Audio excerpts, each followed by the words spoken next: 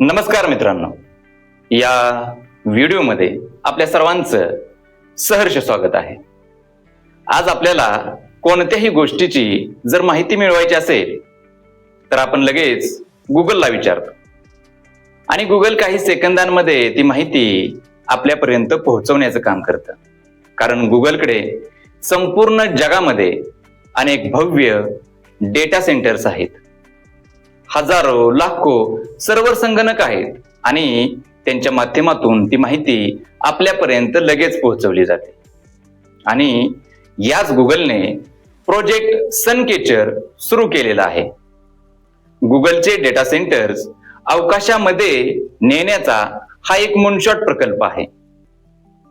सौर ऊर्जेवरती चालणारे अनेक लहान लहान डेटा सेंटर्स या प्रकल्पाच्या माध्यमातून अवकाशामध्ये उभारले जाणार आहेत। आता गुगलने हा प्रोजेक्ट सनकेचर का सुरू केला हे आपण थोडक्यात जाणून घेऊया। पृथ्वीवर गुगलचे जे आता डेटा सेंटर्स आहेत त्यांच्यामुळे प्रचंड मोठ्या प्रमाणात विजेचा वापर केला जातो। त्याचप्रमाणे पाण्याचा सुद्धा मोठ्या प्रमाणात वापर केला जातो आणि सर्वात महत्त्वाचं म्हणजे कार्बनचं उत्सर्जन सुद्धा होतं। आणि या सर्व बाबींचा विचार करून गुगलने आपले डेटा सेंटर्स अवकाशात उभारण्याचं ठरवलं आहे। त्याचबरोबर डेटा सेंटर्स अवकाशात उभारण्याचे फायदे सुद्धा आहेत।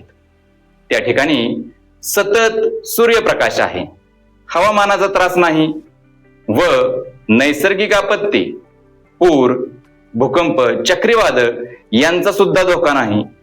सर्वात महत्त्वाचं म्हणजे समुद्राखाली असणाऱ्या केबल तुटण्याचा धोका नाही। आता हे सर्व फायदे झाले, परंतु काही आव्हानं सुद्धा आहेत। अवकाशामध्ये डेटा सेंटर्स उभारणं आणि ते सांभाळणं हे मोठं खर्चिक आणि महागडं काम आहे। त्या डेटा सेंटर्स मध्ये काही बिघाड झाला तर दुरुस्ती करणं हे सुद्धा खूप अवघड आहे। त्याचबरोबर सायबर सुरक्षेबाबतही चिंता आहेच। परंतु ही सर्व आव्हानं जरी असली तरी 2027 पर्यंत प्रायोगिक उपग्रह अवकाशामध्ये पाठवण्याची गुगलची योजना आहे। पृथ्वीवरील ऊर्जा आणि पर्यावरणावरील ताण कमी करण्यासाठी गुगलचा हा एक धाडसी निर्णय आहे, धाडसी प्रयोग आहे। आपल्याला ही माहिती कशी वाटली कमेंटच्या माध्यमातून नक्की कळवा। पुन्हा भेटूया अशाच एका व्हिडिओच्या माध्यमातून। तोपर्यंत धन्यवाद।